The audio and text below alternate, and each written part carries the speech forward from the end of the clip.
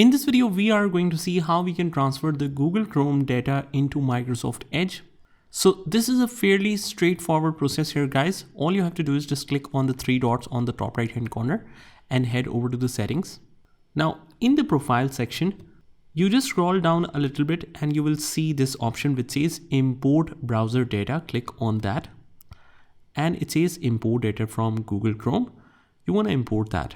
It says import bookmarks, passwords, history, and other browser data from Google Chrome. Click on import and you just choose the profile from which you want to import that. So we have a couple of profiles, as you can see. So we will choose one, let's say this one, and I want to import everything from there. Click on import. Some items were imported. Click close, and there you go, guys.